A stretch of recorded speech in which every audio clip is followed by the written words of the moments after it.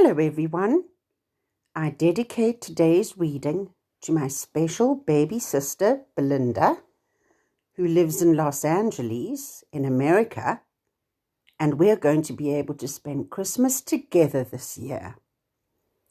This wonderful old story is called Rudolf the Red-Nosed Reindeer.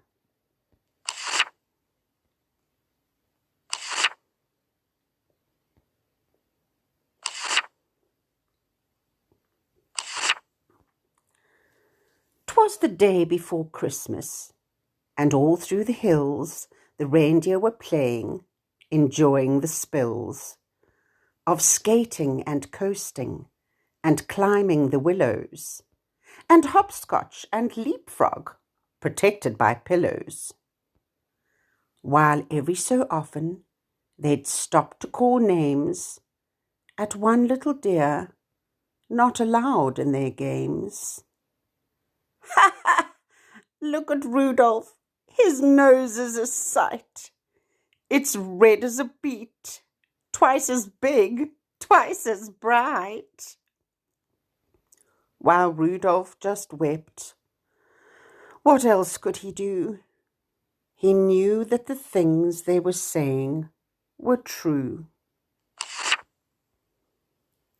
Where most reindeers' noses are brownish and tiny, poor Rudolph's was red, very large and quite shiny.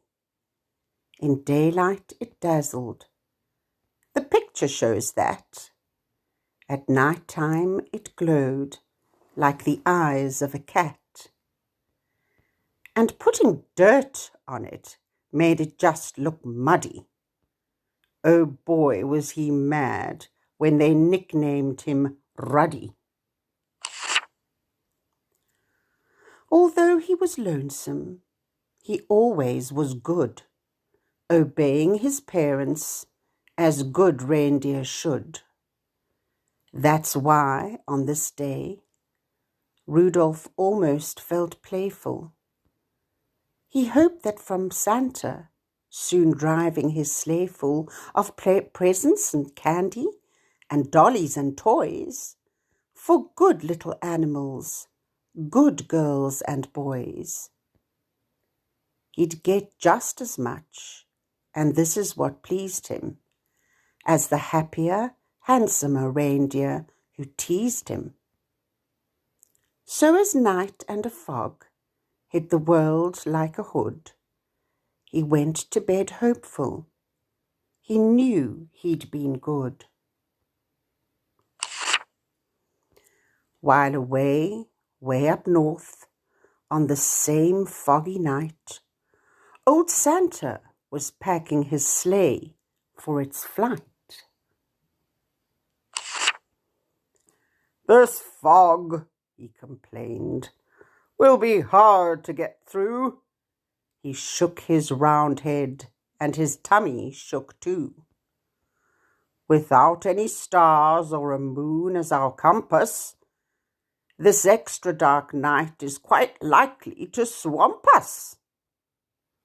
To keep from collisions, we'll have to fly slow. To keep our direction, we'll have to fly low. We'll steer by the street lamps and houses tonight in order to finish before it gets light. Just think how the boys' and girls' faith will be shaken if we didn't reach 'em before they awaken. Come, Dasher, come, Dancer, come, Prancer and Vixen, come, Comet, come, Cupid, come, Donner and Blitzen. Be quick with your suppers, get hitched in a hurry. You too will find fog a delay and a worry." And Santa was right, as he usually is. The fog was as thick as a soda's white fizz. Just not getting lost needed all Santa's skill, with street signs and numbers more difficult still. He tangled in treetops again and again, and barely missed hitting a tri-motored plane. He still made good speed, with much twisting and turning, as long as the street lamps and house lights were burning. At each house, first noting the people who lived there, he quickly select the right presents to give there. By midnight, however, the whole light had fled, for even big people have then gone to bed. Because it might wake them, a match was denied him. Oh my, how he wished for just one star to guide him. Through dark streets and houses, old Santa fared poorly. He now picked the presents more slowly, less surely. He really was worried. For what would he do if folks started waking before he was through? The air was still foggy, the night dark and drear, when Santa arrived at the home of the deer. A ledge that he tripped on while seeking the chimney gave Santa a spill and a painfully skinned knee. The room he came down in was blacker than ink. He went for a chair and then found it a sink. The first reindeer bedroom was so very black. He tripped on the rug and fell flat on his back. So dark that he had to move close to the bed and squint very hard at the sleeping deer's head. Before he could choose the right kind of toy, a doll for a girl or a train for a boy. But all this took time and filled Santa with gloom, while slowly he groped toward the next reindeer's room. The door he'd just opened, when to his surprise, a dim but quite definite light met his eyes. The lamp wasn't burning.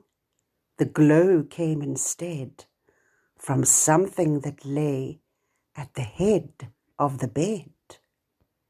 And there lay, but wait now, what would you suppose?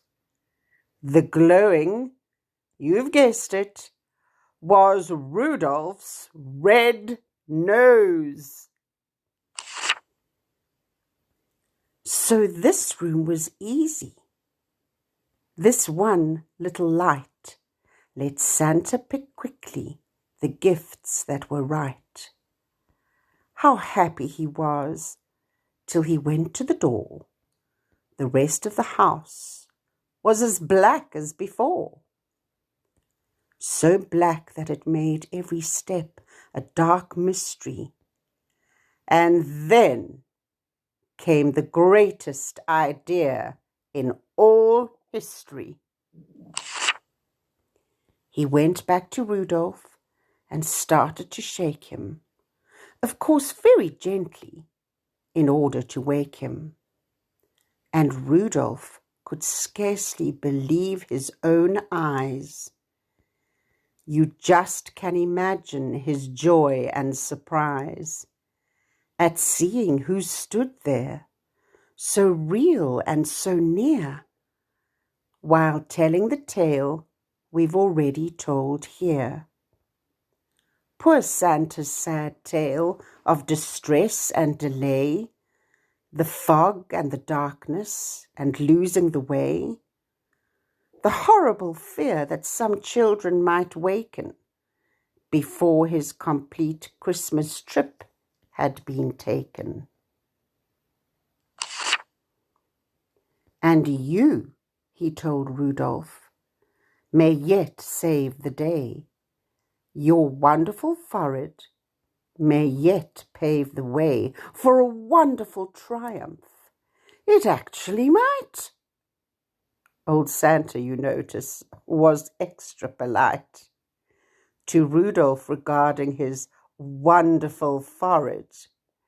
To call it a big shiny nose would sound horrid. I need you, said Santa, to help me tonight, to lead all my dear on the rest of our flight. And Rudolf broke out into such a big grin, it almost connected his ears and his chin. A note for his folks, he dashed off in a hurry. I've gone to help Santa, he wrote. Do not worry. Said Santa, my sleigh I'll bring down to the lawn. You'd stick in the chimney. And flash, he was gone. So Rudolph pranced out through the door, very gay, and took his proud place at the head of the sleigh. The rest of the night, well, what would you guess? Old Santa's idea was a brilliant success. And brilliant was almost no word for the way that Rudolph directed the deer and the sleigh. In spite of the fog, they flew quickly and low and made such good use of the wonderful glow from Rudolph's forehead at each intersection that not even once did they lose their direction. While as for the houses and streets with a sign on them, they merely flew close so that Rudolph could shine on him, to tell who lived where and just what to give whom. They'd fly by each window and peek in the room. Old Santa knew always which children were good and minded their parents and ate as they should. So Santa selected the gift that was right, while Rudolph's forehead just gave enough light. It all went so fast that before it was day, the very last present was given away. The very last stocking was filled to the top, just as the sun was preparing to pop. This sun woke the reindeer in Rudolph's hometown. They found the short message that he'd written down and gathered outside to await his return. And were they excited, astonished to learn that Rudolph, the ugliest deer of them all, Rudolph the red-nosed, bashful and small, the funny-faced fellow they always called names and practically never allowed in their games, was now to be envied by all far and near, for no greater honor can come to a deer than riding with Santa and guiding his sleigh, the number one job on the number one day. The sleigh and its reindeer soon came into view, and Rudolf still led them as downward they flew. Oh boy, was he proud as they came to a landing, right where his handsomer playmates were standing. These bad deer, who used to do nothing but tease him, would now have done anything only to please him. They felt even sorrier they had been bad when Santa said, "Rudolf, I never have had a deer quite so brave or so brilliant as you at fighting black fog and at guiding me through. But you last night's journey was actually bossed. Without you, I'm certain we'd all have been lost. I hope you'll continue to keep us from grief on future dark trips as Commander-in-Chief." But Rudolf just blushed from his head to his toes until his whole fur was as red as his nose. The crowd first applauded, then started to screech, "Hooray for Rudolf!" and "We want a speech!" But Rudolf was bashful, despite being a hero, and tired. His sleep on the trip totaled 0. So that's why his speech was just brief and not bright. Merry Christmas to all, and to all a good night. And that's why, whenever it's foggy and grey, it's Rudolph the Red-Nosed who guides Santa's sleigh.